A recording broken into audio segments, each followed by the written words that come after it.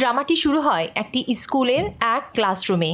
Combined school এবং এখানে প্রতিটি বিষয়ের জন্য ক্লাসরুম ফিক্সড।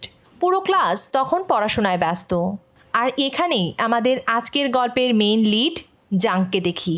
তবে আজ সে পড়াশোনার বদলে মন দিয়ে এক চিঠি লিখছিল। চিঠির শুরুতেই সে লিখেছিল, আমার এই চিঠিটা আসলে সেই মানুষটার জন্য যে ক্লাস বদলের পর এই ডেস্কে এসে বসবে। কিছুক্ষণ পর ক্লাস শেষ হয়ে যায়। জাংসহ সবাই পরের ক্লাসের জন্য বেরিয়ে যায় এবং অন্য একটি ক্লাস সেই রুমে বসে। আর এই নতুন ক্লাসেই ছিল আমাদের ফিমেল লিড জিনা। খুব শান্ত সাধারণ একটা মেয়ে। ক্লাসের পেছনে চুপচাপ বসে থাকা সেই মেয়েটি, যাকে হয়তো অনেকে খেয়ালই করতো না, ভাগ্যক্রমে আজ সে ঠিক সেই ডেস্কেই গিয়ে বসে যেখানে কিছুক্ষণ আগে জাং বসেছিল।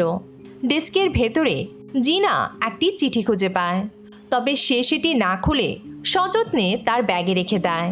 এটা ছিল ম্যাথ ক্লাস। ক্লাস শেষ হতেই লাঞ্চ ব্রেক শুরু হয়। কেউ বন্ধুদের সাথে আড্ডা দিচ্ছে, কেউ বা গেম খেলছে, কিন্তু জিনা সোজা চলে যায় স্কুলের ব্রডকাস্ট রুমে। কারণ ওর পৃথিবীটাই ছিল বই, গান আর স্কুলের ব্রডকাস্টিং রুমকে ঘিরে। লাঞ্চ ব্রেকে সে সবার জন্য গান প্লে করত। প্রতিদিনের মতো সেদিনও স্কুলের সবার জন্য সে একটি চেয়ার আপ গান প্লে করে এবং কাজ শেষ করে ব্যাগ থেকে সেই রহস্যময় চিঠিটা বের করে খুলে দেখে। চিঠিতে লেখা, I like you very much from junk. কথাটা পড়তেই জিনা পুরোপুরি হতবাক হয়ে যায়। সে ভাবতে থাকে, এটা কি সত্যি নাকি কেউ তার সাথে মজা করছে। কারণ তার জীবনের এই একটাই গোপন কথা, ও জাংকে খুব পছন্দ করে।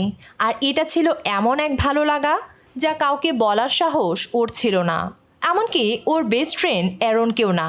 এরপর স্কুল ছুটি হয়, সবাই বাড়ি ফিরতে শুরু করে।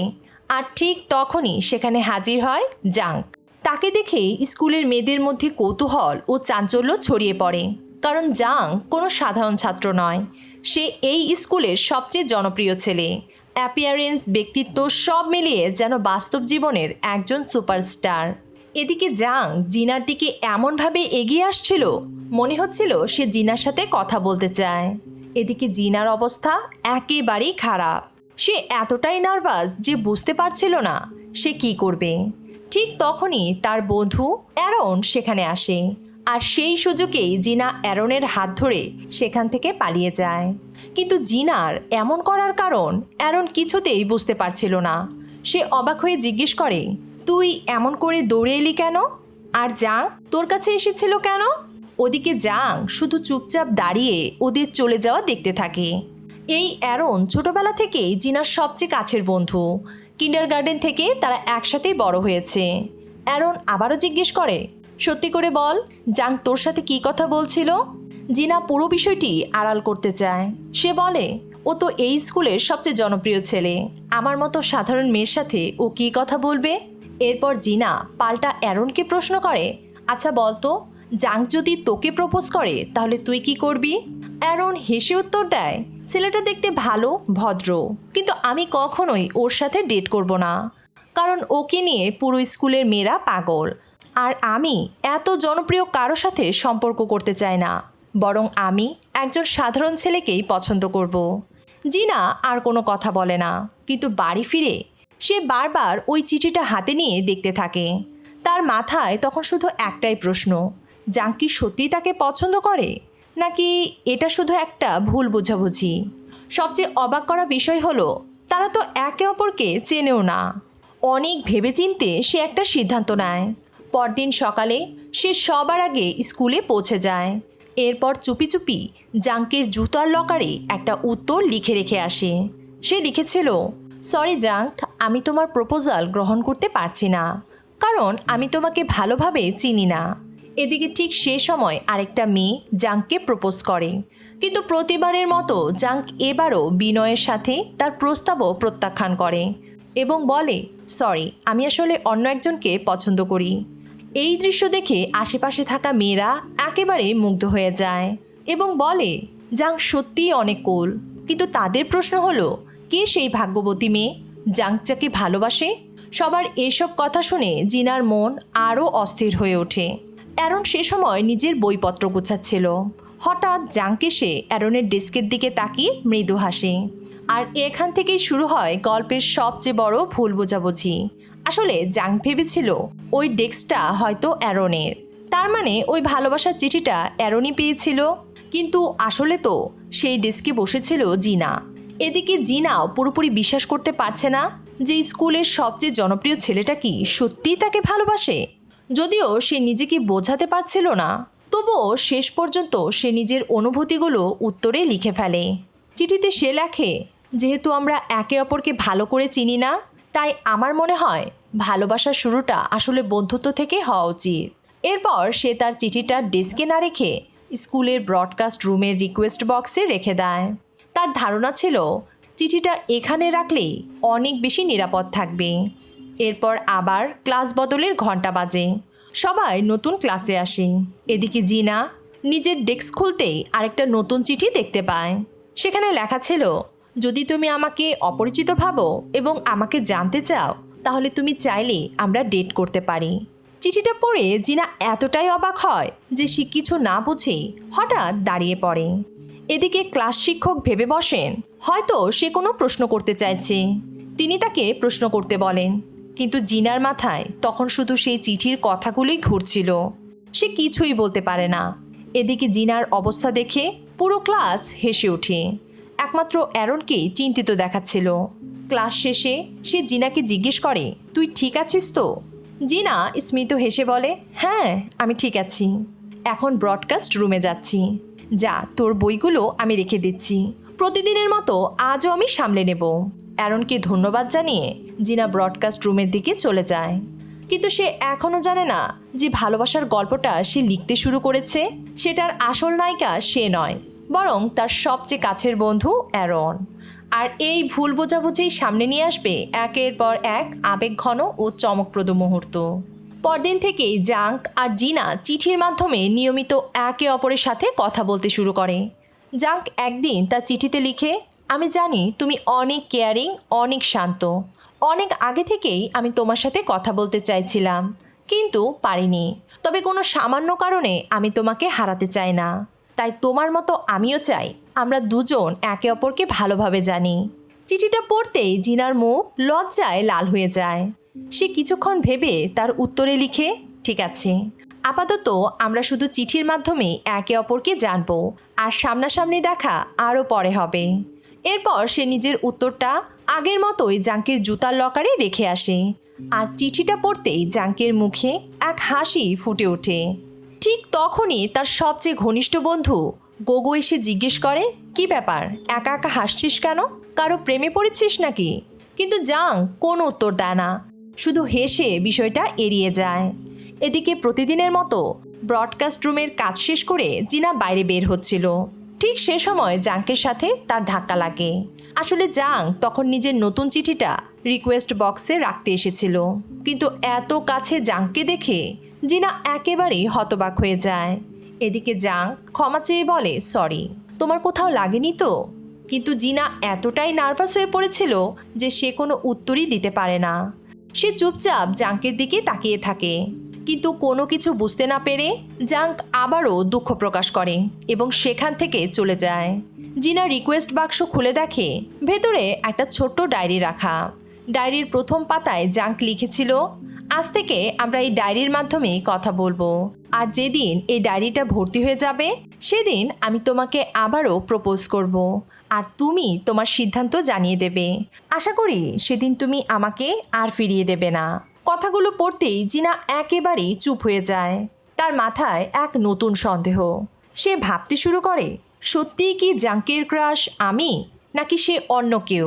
ঠিক তখনই আরেকটি দৃশ্যে দেখা যায় অ্যারন স্টেজে দাঁড়িয়ে বক্তৃতা দিচ্ছে, কারণ সে শুধু এই স্কুলের টপারই নয়, স্টুডেন্ট কাউন্সিলের প্রেসিডেন্টও।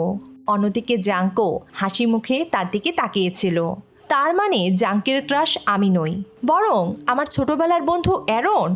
আর এই দৃশ্য দেখেই জিনার মন একেবারে ভেঙে যায়। সে বুঝতে পারে হয়তো সে এতদিন ভুল বুঝে আসছিল। এরপর সে ব্রডকাস্ট রুমে গিয়ে ডায়েরির শেষ পাতায় লিখতে শুরু করে, সরি জাঙ্ক, একটা ভুল বোঝাবুঝি হয়েছে। আমি সেই মেয়ে নই যাকে তুমি পছন্দ করো, তাই তোমার ডায়েরিটা আমি ফিরিয়ে দিচ্ছি। ডায়েরিটা ফেরত দিতে সে জাঙ্কের জুতার লকারের সামনে যায়, কিন্তু সেখানে গিয়ে দেখে জাঙ্ক আগেই সেখানে দাঁড়িয়ে আছে। ভয়ে জিনা পিছলে মাটিতে পড়ে যায়। জাঙ্ক ছুটে এসে হাত বাড়িয়ে বলে, তুমি ঠিক আছো তো? জিনা উঠে দাঁড়িয়ে বলে, হ্যাঁ আমি ঠিক আছি। এরপর জাঙ্ক তাকে একটি প্রশ্ন করে, তুমি কি অ্যারনের বন্ধু? অ্যারন কি কখনো আমার সম্পর্কে তোমাকে কিছু বলেছে? কিন্তু এই প্রশ্ন শুনে জিনার মনে পড়ে সেদিনের কথা, যেদিন অ্যারন তাকে বলেছিল জাঙ্ক তার পছন্দের টাইপ নয়। তাই জিনা উত্তর দেয়, হ্যাঁ অ্যারন তোমাকে চেনে। এরপর জাঙ্ক ডায়েরির ব্যাপারেও জানতে চায়, কিন্তু জিনা এমনভাবে অভিনয় করে যেন সে কিছুই জানে না। জাঙ্কও এই ব্যাপারে আর কোনো কথা বলে না। ঠিক তখনই হঠাৎ জিনা বলে ওঠে, ভেবো না, একদিন না একদিন সে নিশ্চয়ই তোমাকে পছন্দ করতে শুরু করবে। আর এই কথা শুনতেই জাঙ্ক হালকা হেসে ওঠে। তুমি সত্যি বলছো? জাঙ্কের সেই হাসি মাখা মুখটা দেখে জিনা কিছুক্ষণ চুপচাপ তাকিয়ে থাকে। বাড়ি ফিরে সে অনেক ভেবে একটা সিদ্ধান্ত নেয়। সে ঠিক করে সে অ্যারনের পরিচয়ে জাঙ্কের সাথে কথা চালিয়ে যাবে। এতে অন্তত ওর মনটা ভাঙবে না। তবে একই সাথে তার মনে আরেকটা ভয়ও কাজ করছিল, যদি কোনো দিন সত্যিটা প্রকাশ পেয়ে যায় তখন কি হবে? পরদিন সে আবারও ডায়েরি লিখে জাঙ্কের লকারে রেখে আসে। সেখানে লেখা ছিল, সরি আমি একটু ব্যস্ত ছিলাম তাই উত্তর দিতে দেরি হয়ে গেল। জাঙ্ক তার কথাগুলো পড়ে উত্তর দেয়, কোনো সমস্যা নেই, তুমি আমার সাথে কথা বলছো এটাই অনেক বড় ব্যাপার। এরপর থেকে প্রতিদিনই তারা সেই ডায়েরির মাধ্যমে একে অপরের সাথে কথা বলতো, আর এভাবেই তাদের সম্পর্ক আরও গভীর হতে থাকে। জাঙ্ক নিজের সম্পর্কে সব কিছু খুলে বলতে শুরু করে। নিজের ব্লাড গ্রুপ, জন্মদিন, পছন্দ অপছন্দ সব কিছুই লিখে দেয়। আর জিনা সেও অ্যারন সেজে সেসবের উত্তর দিয়ে যাচ্ছিল। তাই সে ডায়েরিতে অ্যারনের তথ্যই লিখতে থাকে। একদিন জাঙ্ক নিজের প্রিয় ব্যান্ডের কথা লেখে, রক ব্যান্ড। এটা পড়ে জিনা একেবারে হতবাক হয়ে যায়, কারণ এই ব্যান্ডটা ছিল তার নিজেরও সবচেয়ে প্রিয়। তবুও সত্যিটা বলতে না পেরে সে অ্যারনের পরিচয় দিয়েই উত্তর লেখে। পরদিন লাঞ্চ ব্রেকে ব্রডকাস্ট রুম থেকে রক ব্যান্ডের একটি ফেমাস ট্র্যাক বাজানো হয়। পুরো স্কুল অবাক হয়ে যায়, কারণ অনেকেই গানটা চিনতে পারছিল না। কিন্তু জাঙ্কের মুখে তখন এক বিশ্বজয়ের হাসি। সে বুঝে যায় ডায়েরির ওপাশের মানুষটা তার পছন্দের গানটাও জানে। এভাবেই তাদের ডায়েরির গল্প সবার অগোচরে এগিয়ে চলতে থাকে। একদিন স্কুলের কয়েকজন বন্ধু মিলে একসাথে আড্ডা দিচ্ছিল। সুযোগ বুঝে জাঙ্ক ইচ্ছে করেই গিয়ে জিনার পাশে বসে। সবাই গল্প আর হাসি ঠাট্টায় মেতে ওঠে। ঠিক তখনই জাঙ্কের বেস্ট ফ্রেন্ড গোগো মজা করে বলে, আজ অ্যারনও যদি আমাদের সাথে থাকতো তাহলে আরও মজা হতো। আসলে এই পুরো আড্ডার পরিকল্পনাটাই ছিল জাঙ্ক আর গোগোর। তারা চেয়েছিল কোনোভাবে অ্যারনের সাথে দেখা করতে, কিন্তু সেদিন অ্যারন আসেনি, ফলে তাদের পুরো পরিকল্পনাটাই ভেস্তে যায়। এদিকে জিনার আরেক ঘনিষ্ঠ বন্ধু ইউকো সবকিছু দেখে অন্যরকম কিছু ভাবতে শুরু করে। তার মনে হয় হয়তো গোগোই অ্যারনকে পছন্দ করে, তাই বারবার সে শুধু ওর কথাই বলছে। ঠিক তখনই সবাই স্কুলে বাজানো সেদিনের গানটি নিয়ে আলোচনা শুরু করে। একজন বলে, গানটা একদম অদ্ভুত, কি এমন গান রিকোয়েস্ট করেছিল, আমার তো একটুও ভালো লাগেনি। একে একে সবাই একই কথা বলতে শুরু করে। জিনা কিছুই বলতে পারছিল না। সে সবার সাথে হেসে বিষয়টা এড়িয়ে যাওয়ার চেষ্টা করে, কিন্তু সেটা জাঙ্কের একদমই ভালো লাগে না। সে বলে, আমাদের এক একজনের পছন্দ এক এক রকম হবে, এটাই খুব স্বাভাবিক। আর এই ধরনের রক গান আমি খুব পছন্দ করি। এ কথা শুনতেই একটা মেয়ে হেসে বলে, যদি এটা জাঙ্কের প্রিয় গান হয় তাহলে আজ থেকে এটা আমাদেরও প্রিয় গান। পর মুহূর্তেই সবাই একসাথে সেই গান গাইতে শুরু করে। আর দূরে দাঁড়িয়ে জিনা চুপচাপ শুধু জাঙ্কের দিকে তাকিয়ে থাকে, কারণ সে যতই নিজেকে অ্যারনের পরিচয়ে লুকিয়ে রাখুক না কেন, সে ঠিকই বুঝতে পারছিল তার হৃদয়টা ধীরে ধীরে জাঙ্কের জন্য স্পন্দিত হতে শুরু করেছে। কিছুক্ষণ পর জিনা কোল্ড ড্রিঙ্কস আনতে বাইরে যায়। ঠিক তখনই জাঙ্ক তার কাছে এসে দাঁড়ায়, কিন্তু এবার তার মুখে আগের মতো হাসি নেই, একটু সিরিয়াস ভাব। জাঙ্ক জিজ্ঞেস করে, তুমিও কি ঠিক ওদের মতো? জিনা অবাক হয়ে যায়। সে বুঝতেই পারছিল না হঠাৎ এমন প্রশ্ন কেন। এরপর জাঙ্ক বলে, তোমার বন্ধু অ্যারনই তো ওই রক গানটার রিকোয়েস্ট করেছিল, তাই না? কারণ ও এমন গানই পছন্দ করে। কিন্তু সবাই যখন ওর প্রিয় গান নিয়ে হাসাহাসি করছিল, তুমি কিছু বললে না কেন? তোমার বন্ধুর পছন্দ অপছন্দ নিয়ে কেউ যদি হাসাহাসি করে আর তুমি যদি কিছু বলতেই না পারো, তবে তুমি আবার কেমন বন্ধু? কথাগুলো শুনতেই জিনার মুখের হাসি যেন মুহূর্তেই মিলিয়ে যায়। সে কিছু বলার আগেই জাঙ্ক বলে ফেলে, এ ধরনের মেয়েদের আমি একদমই পছন্দ করি না। আর এই একটা বাক্য যেন সরাসরি জিনার হৃদয়ে আঘাত করে। কারণ যে ছেলেটার হৃদয়টাকে সে এতদিন ধরে আগলে রেখেছে, সেই ছেলেই আজ তাকে এত কষ্টের কথা শুনিয়ে দিল।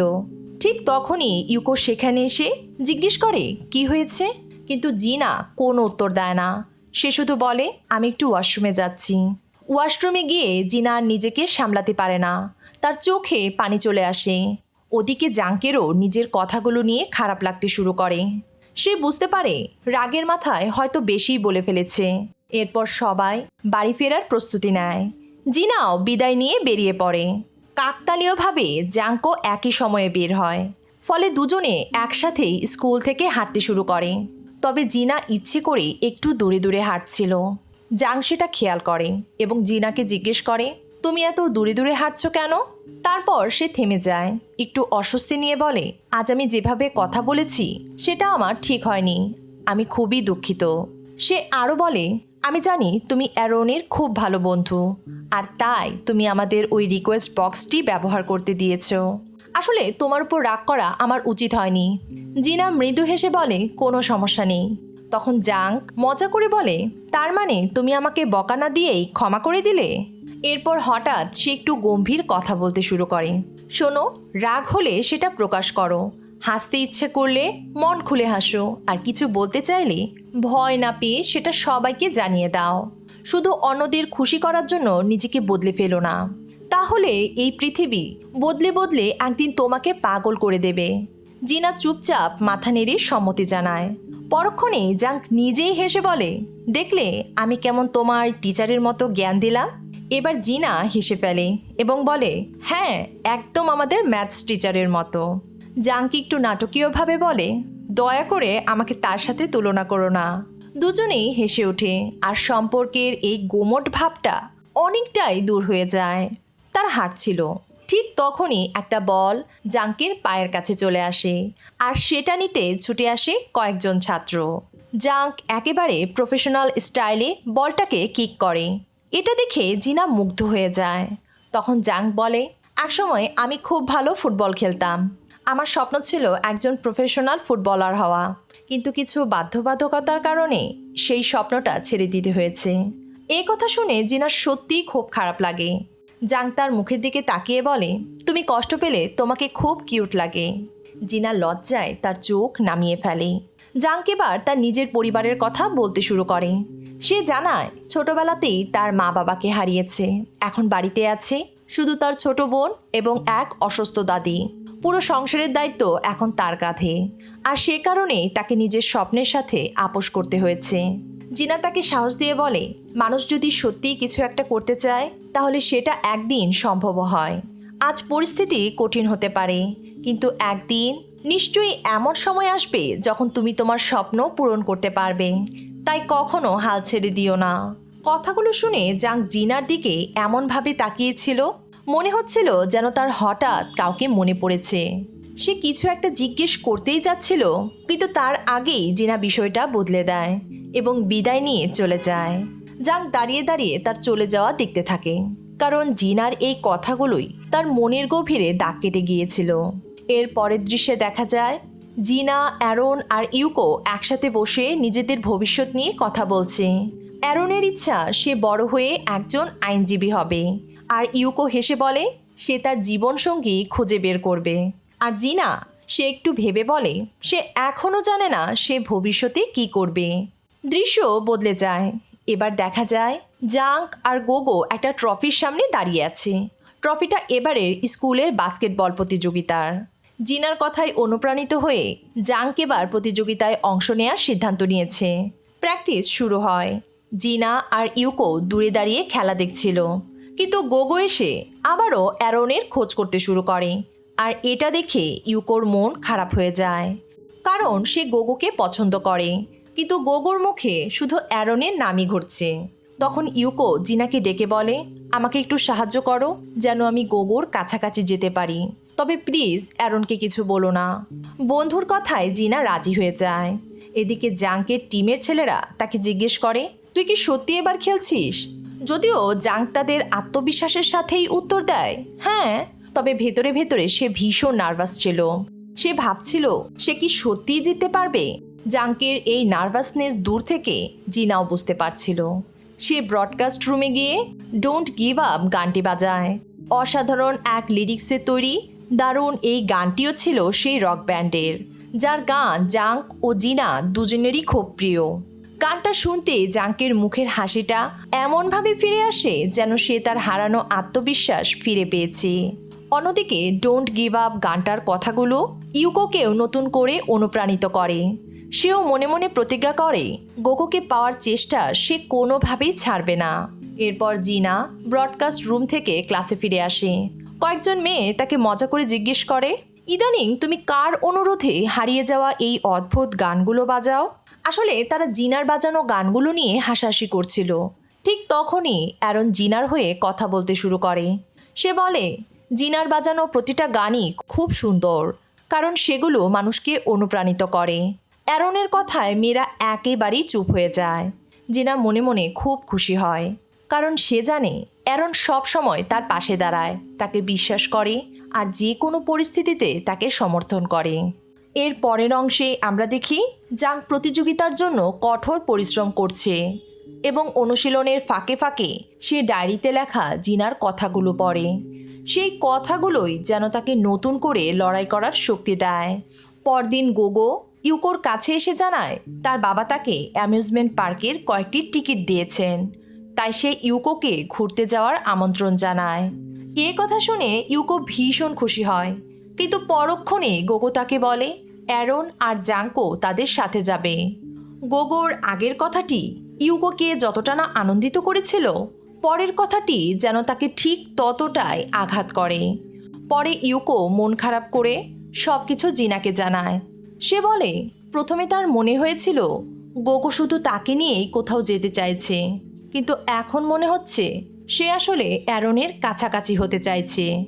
এরপর ইউকো জিনাকে অনুরোধ করে, প্লিজ তুমিও আমাদের সাথে চলো, তাহলে পুরো ব্যাপারটা আর ডেটের মতো লাগবে না এবং আমিও আর একা হয়ে পড়ব না।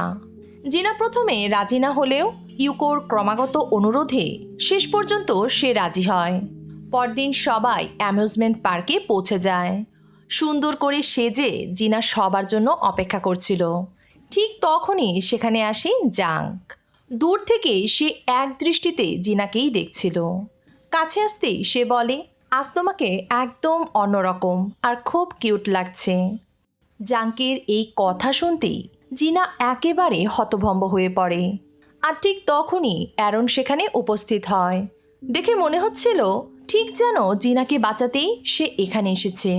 এর কিছুক্ষণ পর গোগো আর ইউকো সেখানে এসে যায়।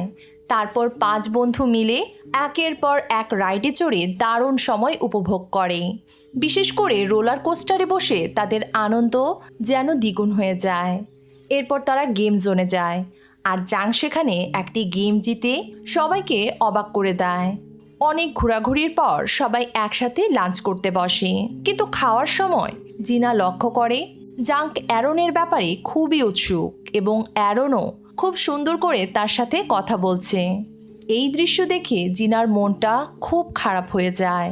খাওয়া শেষে সবাই মিলে ঠিক করে আবর্জনা ফেলতে যাবে কে। ভাগ্যক্রমে জাঙ্ক ও জিনার নাম ওঠে, তাই তারা দুজনেই একসাথে ডাস্টবিনের দিকে যায়।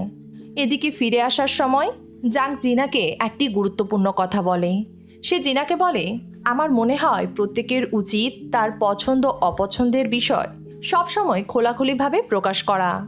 শুধু অন্যকে খুশি করার জন্য কখনো নিজেকে বদলে ফেলা উচিত নয়। যদিও জিনা তার কথার অর্থ কিছুই বুঝতে পারছিল না, তবুও সে মুচকি হেসে সম্মতি জানায়। এরপর জাং সেই গেমে জিতা টেডি বিয়ারটি জিনার হাতে তুলে দিয়ে বলে, এটা তুমি রেখে দাও। জাঙ্কের দেয়া এই ছোট্ট উপহারটি যেন জিনার সমস্ত কষ্ট ভুলিয়ে একরাশ হাসি এনে দেয়। জাঙ্কের সান্নিধ্য তার আবারও ভালো লাগতে শুরু করে। সন্ধ্যায় তারা ফ্লাইং হর্স রাইডে ওঠে, কিন্তু সেখানেও জাঙ্ক অ্যারনের পাশাপাশি বসে। দুজনকে একসাথে দেখে জিনা ভেতরে ভেতরে এক অদ্ভুত কষ্ট অনুভব করতে থাকে। বাড়ি ফিরে জিনা বহুবার চেষ্টা করে নিজের মনে জমে থাকা সব সত্যি কথাগুলো ডায়েরিতে লিখতে, কিন্তু শেষ পর্যন্ত সে কিছুই লিখতে পারে না। পরদিন আমরা দেখি জিনা, ইউকো আর অ্যারন একসাথে বাস্কেটবল প্র্যাকটিস করছে। সামনেই স্কুল টুর্নামেন্ট। যদিও জিনা খুব ভালো খেলতে পারে না, তবুও তার বন্ধুরা তাকে উৎসাহ দিতে থাকে। এদিকে ব্রডকাস্ট রুমে ইয়ানও জিনার সাথে দেখা করতে আসে। সে জিনার জন্য উপহার নিয়ে এসেছে। সে জিনাকে একটি ফনেটিক্স বই উপহার দেয় এবং জিনার প্রশংসা করে বলে, তোমার কণ্ঠ সত্যিই সুন্দর, তুমি চাইলেই এটাকে তোমার ক্যারিয়ার হিসাবে নিতে পারো। ইয়ানোর কথাগুলো জিনাকে ভীষণ অনুপ্রাণিত করে। বাড়ি ফিরে সে ওই বইটি খুলে দেখে এবং নিজের কণ্ঠ ও কথা বলার দক্ষতা আরও উন্নত করার জন্য অনুশীলন শুরু করে। পরদিন স্কুলে ক্লাস শিক্ষক জিনাকে অভিনন্দন জানায়, কারণ এবারের ইংরেজি পরীক্ষায় সে প্রথম হয়েছে। খবরটি শুনে অ্যারন খুব খুশি হয়। অন্যদিকে জাঙ্ক ভীষণ চিন্তিত, কারণ ইংরেজিতে তার নাম্বার খুব একটা ভালো হয়নি, আর এভাবে চলতে থাকলে ফাইনাল পরীক্ষায় সে হয়তো ফেলই করে বসবে। তাই সে জিনার কাছে সাহায্য চায়। সে বলে, আমি জানি তোমার ইংরেজি খুবই ভালো, তুমি কি আমাকে পড়াবে? না হলে আমি হয়তো এবারের পরীক্ষায় পাশ করতে পারবো না। জাঙ্কের এমন অনুরোধে জিনা আর এক মুহূর্ত দেরি না করে তাকে সাহায্য করতে রাজি হয়ে যায়। এরপর লাইব্রেরিতে জিনা জাঙ্কের জন্য অপেক্ষা করতে থাকে। কিন্তু কিছুক্ষণ পর জাঙ্কে সে প্রস্তাব দেয়, যদি সে কিছু মনে না করে তাহলে সে তার বাড়িতেই পড়তে চায়, কারণ তার অসুস্থ দাদি আর ছোট বোনকে একা রেখে এভাবে বাইরে থাকা তার পক্ষে সম্ভব নয়। সব শুনে জিনা তার বাড়িতে যাওয়ার সিদ্ধান্ত নেয়। লাইব্রেরি থেকে বেরিয়ে আসার সময় তাদের দেখা হয় জিনার প্রাক্তন প্রেমিক ইয়ানোর সাথে। কিন্তু সে জিনাকে স্কুলের সবচেয়ে জনপ্রিয় ছেলেটার সাথে দেখে বেশ অবাক হয়। সে আবারও জিনার কণ্ঠের প্রশংসা করে এবং ব্রডকাস্টিংয়ের উপর একটি ওয়ার্কশপের ইনফরমেশন শেয়ার করে। কিন্তু এই ঘটনা জাঙ্কের মোটেও ভালো লাগে না। ইয়ানোর চলে যাওয়ার পর সে জিনাকে সরাসরি জিজ্ঞেস করে, ও কি তোমার এক্স বয়ফ্রেন্ড ছিল? জিনাও শান্তভাবে হ্যাঁ সূচক মাথা নাড়ে। কিছুক্ষণ পর তারা জাঙ্কের বাড়িতে পৌঁছে যায়। ঘরে ঢুকতেই জাঙ্কের ছোট বোন ধরে নেয় এটা নিশ্চয়ই তার ভাইয়ের গার্লফ্রেন্ড। সে আনন্দে চিৎকার করে ওঠে। এরপর জাং জিনাকে তার দাদির সাথে পরিচয় করিয়ে দেয় এবং তারা দুজনেই তার ঘরে গিয়ে পড়াশোনা শুরু করে। ঘরে ঢুকে জিনা অবাক হয়ে যায়। চারিদিকে তাকিয়ে সে দেখতে থাকে জাঙ্কের ঘরেও তার ঘরের মতোই একই ব্যান্ডের পোস্টার লাগানো রয়েছে। এদিকে জাঙ্ক একটু লজ্জিত সুরে বলে, তুমি কি আমাকে ইংরেজি সেন্টেন্স বানানো শিখিয়ে দিতে পারবে? জিনা তাকে পড়াতে শুরু করে, কিন্তু নিজের ক্রাশের এত কাছে বসে থাকায় তার মনোযোগ বারবার অন্যদিকে চলে যাচ্ছিল। ঠিক সে সময় জাঙ্কের ছোট বোন 2 কাপ চা নিয়ে ঘরে ঢোকে। দুষ্টামি করে সে তাদের জিজ্ঞেস করে, তোমাদের মধ্যে কে আগে প্রপোজ করেছে? বোনের এমন প্রশ্ন শুনে জিনা বেশ অপ্রস্তুত হয়ে পড়ে, কিন্তু জাং তখনও চুপচাপ। পড়াশোনা শেষ হওয়ার পর জাং জিনাকে বাড়ি পৌঁছে দিতে বের হয়। পথে সে জিনাকে একটি বাস্কেটবল কোর্টে নিয়ে যায় এবং বলে, একটা শট মেরে দেখো তো। জিনা কয়েকবার চেষ্টা করেও বলটি বাকেটে ফেলতে পারে না। তখন জাং তাকে উৎসাহ দিয়ে বলে, তুমি যেমন আমাকে ইংরেজি শেখাচ্ছ, আমিও তোমাকে বাস্কেটবল শেখাবো। তবে শুধু খেলায় নয়, সে নিজের জীবনের কথাও শেয়ার করে। তার জীবনে অনেক কঠিন সময় এসেছে, কিন্তু সে কখনোই হাল ছাড়েনি। জিনাও মন দিয়ে তার প্রতিটি কথা শুনতে থাকে। এরপর দিনগুলো ধীরে ধীরে আরও প্রাণবন্ত হয়ে ওঠে। জিনা ও জাং ডায়েরির মাধ্যমে একে অপরের সাথে কথা চালিয়ে যায়, আর এভাবেই ধীরে ধীরে সেই ডায়েরি হয়ে ওঠে তাদের এই অব্যক্ত সম্পর্কের সবচেয়ে বড় সম্পদ। এদিকে একদিন ইয়ানো স্কুলের ব্রডকাস্ট রুমে এসে সবাইকে বিদায় জানায়, কারণ এটাই ছিল তার স্কুল জীবনের শেষ মাস। বিদায়ের মুহূর্তেও তার চোখে বারবার ভেসে উঠছিল জিনার সেই স্নিগ্ধ মুখটা, যা সে হেলায় হারিয়ে ফেলেছে। অন্যদিকে জাং গোগোকে নিয়ে আসে অ্যারনের ক্লাসে। তারা আসলে পরিকল্পনা করেই এসেছিল। এদিকে কয়েকজন মেয়ে নিজেদের মধ্যে বলতে শুরু করে, জাঙ্ক ও অ্যারনকে দেখে মনে হচ্ছে ওরা একে অপরকে পছন্দ করে। কথাগুলো দূরে দাঁড়িয়ে থাকা জিনার কানে ভেসে আসে। তার মনটা আবারও ভেঙে যায়। এর কিছুক্ষণ পর ব্রডকাস্ট রুমের সামনে ইয়ানোর সাথে জিনার দেখা হয়। ইয়ানো তাকে সরাসরি জিজ্ঞেস করে, তুমি কি এখন জাঙ্ককে ডেট করছো? জিনা খুব শান্তভাবে উত্তর দেয়, না, আমরা শুধুই বন্ধু। এদিকে দূর থেকে জিনাকে ইয়ানোর সাথে কথা বলতে দেখে জাঙ্কের মন খারাপ হয়ে যায়।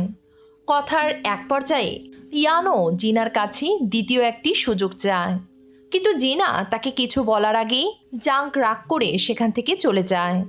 আর আমরাও জানতে পারি না যে আসলে জিনা ইয়ানোর সেই প্রস্তাবের কি উত্তর দিয়েছিল। সেদিন রাতেই জিনার ফোনে জাঙ্কের একটি মেসেজ আসে, তোমাকে অনেক ধন্যবাদ, এবার ক্লাস টেস্টে ইংরেজিতে আমার অনেক ভালো নাম্বার এসেছে। মেসেজটি পড়ে জিনা ভাবতে থাকে, হয়তো এটাই আমাদের শেষ কথা। এরপর জিনা অ্যারনকে একটি মেসেজ পাঠায়, কাল তোমার সাথে আমার খুব জরুরি একটা কথা আছে। কারণ জিনা সিদ্ধান্ত নিয়ে ফেলেছিল আর কোনো মিথ্যা নয়, এবার সে অ্যারনকে সব সত্য জানিয়ে দেবে। পরদিন জিনা অ্যারনের অপেক্ষা করছিল। ঠিক তখনই কয়েকজন মেয়ে এসে অ্যারনকে ঘিরে ধরে। তাহলে শেষ পর্যন্ত তুমি কি তোমার বয়ফ্রেন্ড খুঁজে পেলে? আজ সকালে যাকে দেখলাম সে কে? অ্যারন হেসে উত্তর দেয়, না, সে আমার বয়ফ্রেন্ড নয়, তবে সে আমাকে পছন্দ করে। সে আমাকে তার সাথে ঘুরতে যাওয়ার অফার করছিল। মেয়েরা জিজ্ঞেস করে, উত্তরে তুমি কি বলেছ? অ্যারন হেসে উত্তর দেয়, কি আর বলবো, তার সরলতা দেখে আমিও রাজি হয়ে গেছি। এদিকে অ্যারনের কথা শুনে জিনা একেবারেই হতবাক। সে সাথে সাথেই বলে ওঠে, তুমি এটা কিভাবে করতে পারলে, যখন তুমি জানো একটা মানুষ তোমাকে কতটা ভালোবাসে? অ্যারন তার কথার কিছুই বুঝতে পারছিল না। আসলে জিনা বলতে চাইছিল জাঙ্কের কথা, আর ইউকো ভেবে বসে জিনা বুঝি গোগোর কথা বলছে। রেগে গিয়ে ইউকো বলে, জিনা, আমি তো তোমাকে বলেছিলাম অ্যারনকে এসব কথা বলবে না, আর তুমি তো আমাকে সাহায্য করার প্রতিশ্রুতি দিয়েছিলে, তাই না? জিনা তাকে বোঝানোর চেষ্টা করে, না, আমি গোগোর কথা বলছি না। এবার অ্যারন আবারও অবাক হয় এবং জিজ্ঞেস করে, তোমরা আসলে কি নিয়ে কথা বলছো? রাগের মাথায় ইউকো সব গুলিয়ে ফেলে এবং বলে, তুমি তো সব সময় গোগোর আশেপাশে থাকো, তাহলে অন্য একজনের সাথে ডেটে যাওয়ার কথা কিভাবে ভাবছো? আর এই কথাতেই পরিস্থিতি পুরোপুরি নিয়ন্ত্রণের বাইরে চলে যায়। অ্যারনও রেগে যায়। সে বলে, আমি জানি তুমি আমাকে হিংসা করো, কিন্তু আমিও পরিষ্কার করে বলতে চাই, গোগোর ব্যাপারে না আমার কোনো আগ্রহ ছিল আর না হবে। জিনা অনেক চেষ্টা করেও কাউকে শান্ত করতে পারে না। রাগে অ্যারন নিজের সিটে গিয়ে বসে পড়ে। আর এভাবেই তিন বন্ধুর সম্পর্কে বড় একটি ফাটল ধরে যায়। ক্লাস শেষ হওয়ার পর ইউকো জিনাকে এড়িয়ে চলতে শুরু করে, আর অ্যারনও ইউকোর সাথে কোনো কথা বলে না। তবে এসব কিছু দেখে জিনার ভীষণ কষ্ট হয়। আর ঠিক তখনই সেখানে এসে হাজির হয় জাঙ্ক। সে বলে, তুমি এখানে বসে আছো আর আমি তোমাকে খুঁজে বেড়াচ্ছি। জিনার মুখটি দেখেই সে বুঝে যায় নিশ্চয়ই কিছু একটা ঘটেছে। সে কারণ জানতে চাইলে জিনা কিছুই বলতে পারে না। তখন জাং তার হাত ধরে স্কুলের ছাদে নিয়ে যায়। এখানে আসো, এই মুক্ত বাতাসে শ্বাস নাও আর মাথার উপরে থাকা এই বিশাল আকাশটাকে দেখো। সব কিছু দেখেও সে তোমার মতোই নির্বাক, কোনো কথা বা অভিযোগ নেই। জিনা আর নিজের আবেগ ধরে রাখতে পারে না। সে কাঁদতে কাঁদতে বলে বন্ধুদের সাথে তার ঝগড়া হয়েছে, আর সে নিজে অনেক দিন ধরে এক সত্য লুকিয়ে রেখেছে। যদিও সে সত্যটা বলতে চায়, কিন্তু সে সাহস পাচ্ছে না। জাং তাকে বলে, মনের মধ্যে কিছু লুকিয়ে রাখার চেয়ে সত্যটা বলে দেওয়াই ভালো। তারপর হঠাৎ মজা করে বলে, চলো জোরে একটা চিৎকার করি, দেখবে মনটা অনেক হালকা লাগবে। জিনা প্রথমে রাজি হয় না, কিন্তু শেষ পর্যন্ত সেও জোরে চিৎকার করে ওঠে। ভেতরে জমে থাকা কষ্টটা যেন এক মুহূর্তেই হালকা হয়ে যায়।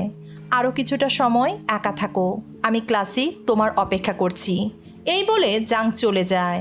আর জিনা একরাশ মুগ্ধতা নিয়ে তার চলে যাওয়া দেখতে থাকে। দৃশ্য পরিবর্তন হলে দেখা যায় দুজন একসাথে বসে কথা বলছে। আর কথার এক পর্যায়ে জাঙ্ক ইয়ানোর প্রসঙ্গ তোলে। জিনা জানায় ইয়ানো কখনো তার অনুভূতিগুলো বোঝার চেষ্টাই করেনি। সম্পর্কের মাঝেও সে শুধু নিজের ভালো লাগা ও নিজের অনুভূতি নিয়েই ব্যস্ত ছিল। যখন সেটা হয়নি তখনই আমাদের সম্পর্ক ভেঙে যায়।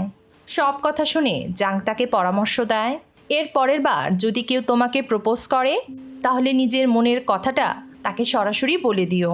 কিছুক্ষণ নীরব থাকার পর জিনা তাকে জিজ্ঞেস করে, তুমি কি সত্যি অ্যারনকে পছন্দ করো? এই প্রশ্ন শুনে জাং একেবারে থমকে যায়। আবেগের বশে সে জিনার দিকে এগিয়ে আসে, কিন্তু পরক্ষণেই নিজেকে সামলে নেয়। আর তার এমন আচরণে জিনা বেশ ভয় পেয়ে যায়। দুজনের মাঝে আবারও এক অদৃশ্য দূরত্ব তৈরি হয়। সত্যি আমি ভীষণ দুঃখিত, আমার এমন কোনো উদ্দেশ্য ছিল না, এ কথা বলেই জাং সেখান থেকে চলে যায়। আর সেই রাতটা ছিল দুজনের জন্যই ভীষণ অস্থির। সেদিন কারো চোখেই আর ঘুম আসেনি। প্রতিদিনের মতো জিনা আজও স্কুলের ব্রডকাস্ট রুমে আসে। ইউকোর মন তখনও খারাপ। জিনার কাছে এসে সে তার ভুল স্বীকার করে এবং একটি সরি সং প্লে করতে বলে। জিনাও তাকে ক্ষমা করে দেয়। এদিকে সেই গান শুনে অ্যারনও সেখানে চলে আসে। সেও তার ভুল বুঝতে পারে এবং ইউকোর কাছে ক্ষমা চায়। তিন বন্ধু একে অপরকে জড়িয়ে ধরে এবং সব ভুল বোঝাবুঝির অবসান ঘটায়। তবে এই সুন্দর পুনর্মিলনের শুরুটা আসলে হয়েছিল শুধু একটা সরি শব্দ দিয়ে। এরপর তিনজন একসাথে লাঞ্চ করে, গল্প করে আর ঠিক আগের মতোই সময় কাটায়। অন্যদিকে অ্যারন যখন বেরিয়ে যাচ্ছিল সে ব্রডকাস্ট রিকোয়েস্ট বক্সে একটি ডায়েরি দেখতে পায়। জিনা দেখে এটা তো তাদের লেখা সেই গোপন ডায়েরি, যা এখন অ্যারনের হাতে। জিনা বেশ ভয় পেয়ে যায়, কারণ সে তো অ্যারনের পরিচয় ব্যবহার করেই জাঙ্কের সাথে কথা বলছে। সে আর সেখানে দাঁড়িয়ে থাকতে পারে না, দৌড়ে সেখান থেকে চলে যায় এবং একা বসে কান্নায় ভেঙে পড়ে। কারণ এতদিন যে সত্যটা সে নিজেই বলতে চেয়েছিল তা আজ এক অপ্রকাশিত সত্যে পরিণত হয়েছে। সব কিছু তার পরিকল্পনার বাইরে চলে যায়। পরদিন স্কুলে শুরু হয় বহুল প্রতীক্ষিত সেই স্পোর্টস টুর্নামেন্ট। পুরো স্কুল জুড়ে এক উৎসবের আমেজ। এদিকে গোগো ইউকোকে বলে যদি সে আজ জিতে যায় তাহলে সে তাকে খুব গুরুত্বপূর্ণ একটা কথা বলবে। ইউকোও জানায় তাকে বলার মতো তারও একটি বিশেষ কথা আছে। এরপর শুরু হয় জিনাদের বাস্কেটবল ম্যাচ। দর্শক সারিতে দাঁড়িয়ে জাং তাদের খেলা দেখছিল। শুরুর দিকে জিনা একেবারে ভালো খেলতে পারছিল না, কিন্তু শেষ মুহূর্তে অ্যারন যখন তার দিকে বল পাস করে তার মনে পড়ে জাঙ্কের শেখানো প্রতিটি কথা। সে ঠিক জাঙ্কের শেখানো স্টাইলেই শট নেয়, আর সেই এক শটেই তাদের দল জয় পেয়ে যায়। তিন বন্ধু আনন্দে আত্মহারা আর এক গর্ভভরা হাসি নিয়ে জাং দূর থেকে সব দেখছিল। অন্যদিকে শুরু হয় জাঙ্কের ফুটবল ম্যাচ। সে অসাধারণ খেললেও শেষ মুহূর্তে গোগো একটা গুরুত্বপূর্ণ পাস মিস করে আর তাদের দল হেরে যায়। পরাজয়ের কষ্টে গোগো একেবারেই ভেঙে পড়ে। ঠিক তখনই ইউকো তার পাশে এসে দাঁড়ায়, আর সেখানেই প্রকাশ পায় আরেক সত্য। আসলে গোগো অনেক দিন ধরেই ইউকোকে পছন্দ করে, আর ইউকোর মনেও ছিল একই অনুভূতি। অবশেষে দুজনেই নিজেদের মনের কথা একে অপরকে জানিয়ে দেয়। এদিকে ইয়ানোর স্কুল জীবনের শেষ দিন চলে আসে। বিদায় নেওয়ার আগে সে জিনার সাথে দেখা করে এবং বলে আগে সেই লাজুক মেয়েটা আজ অনেক বেশি আত্মবিশ্বাসী হয়ে উঠেছে। সে তার সুন্দর ভবিষ্যৎ কামনা করে বিদায় নেয়। স্কুল ছুটির পর জিনা অ্যারনের কাছে যায়, তাকে সব কিছু খুলে বলে এবং ক্ষমা চায়। অ্যারন তাদের গোপন ডায়েরিটা জিনার হাতে ফিরিয়ে দেয়, মানে সে সব কিছু জেনেও সে জিনাকে ক্ষমা করে দিয়েছে। সেদিন রাতে জিনা জাঙ্কের দেয়া প্রতিটা চিঠি আবারও পড়ে। আজ তার সিদ্ধান্ত নেয়ার পালা। সে তার জীবনের সবচেয়ে গুরুত্বপূর্ণ চিঠিটা লিখে ফেলে এবং সকালে সেই চিঠিটা সে ক্লাসরুমের ডেস্কে রেখে দেয়। ক্লাস পরিবর্তনের পর জাং সেখানে আসে এবং চিঠিটা খুঁজে পায়। চিঠিটা পড়া মাত্রই সে এক মুহূর্তও দেরি না করে দৌড়ে বেরিয়ে যায় এদিকে জিনা ব্রডকাস্ট রুমে নিজের অনুষ্ঠান শুরু করে এবং জীবনে প্রথমবার কোনো অনুরোধ ছাড়াই সে নিজের সবচেয়ে প্রিয় গানটি প্লে করে। পুরো স্কুল অবাক হয়ে যায়। চিঠিতে শুধু একটি লাইনই লেখা ছিল, সরি জাঙ্ক, আমি অ্যারন নই, আমি জিনা। লেখাটা পড়তেই জাঙ্ক ছুটে আসে স্কুলের ব্রডকাস্ট রুমে। সে জিনার সামনে দাঁড়িয়ে জিজ্ঞেস করে, এটা কি সত্যি? জিনা নিজের সব ভুল আর পুরো সত্যটা স্বীকার করে নেয়।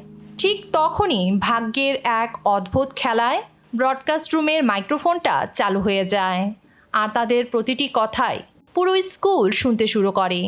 আর মাইক্রোফোন দিয়ে যখন জাঙ্কের কণ্ঠ ভেসে আসছিল, পুরো স্কুল যেন তারই অপেক্ষায় ছিল। জাঙ্ক তার আবেগভরা কণ্ঠে বলে, আমিও একটি সত্য গোপন করেছি, তবে তুমি কি এখনও বুঝতে পারোনি আমি আসলে কার উত্তরের অপেক্ষায় ছিলাম? জিনা তখনও নির্বাক, সে কিছুই বুঝতে পারছে না। অন ইয়ারে থাকা জাঙ্ক হঠাৎই বলতে শুরু করে, সে তাকে ভালোবাসে, শুধুই তাকে।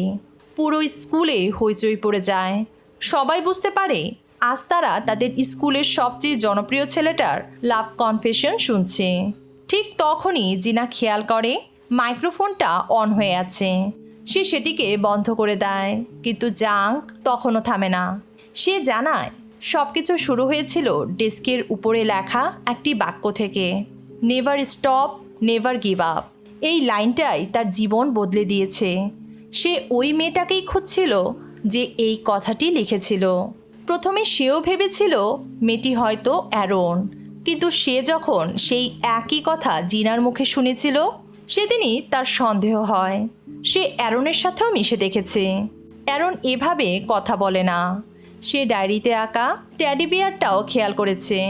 সব মিলিয়ে সে অনেক আগেই বুঝে গিয়েছিল সেই কাঙ্ক্ষিত মেয়েটা আসলে কে। তবুও সে কিছু বলেনি, কারণ সে চেয়েছিল জিনা যেন নিজের মুখেই সেই সত্যটা স্বীকার করে। সে আরও জানায় জিনার সাথে কথা বলতে তার এতটাই ভালো লাগতো যে সে ইচ্ছে করেই নানা অজুহাতে তার কাছাকাছি থাকার চেষ্টা করত। বাস্কেটবল শেখানো, একসাথে পড়াশোনা করা কিংবা ছোট ছোট মুহূর্তগুলো সব কিছুই ছিল শুধু জিনার জন্য। তারপর সে এও বলে সবচেয়ে কঠিন কাজটা ছিল নিজের ভালোবাসার মানুষের সামনে অভিনয় করা। জাঙ্কির কথা শুনে জিনা আবেগে ভেঙে পড়ে। সে কখনো ভাবেনি কেউ তাকে এতটা ভালোবেসেছে। এরপর জাং তাকে জিজ্ঞেস করে, এবার তোমার পালা। কিছুক্ষণ নীরব থাকার পর জিনা বলতে শুরু করে, হ্যাঁ, আমিও তোমাকে ভালোবাসি, হয়তো তোমার চেয়েও বেশি। জাঙ্কির মুখে এক হাসি ফুটে ওঠে। সে জিনাকে নিজের বুকে জড়িয়ে ধরে।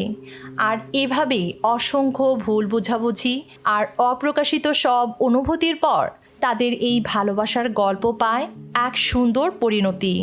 কিন্তু তাদের এই জীবনের গল্প এখানেই শেষ হয় না। সময়ের সাথে সাথে তা এগিয়ে চলে হয়ে ওঠে আরও গভীর, আরও স্বপ্নময়।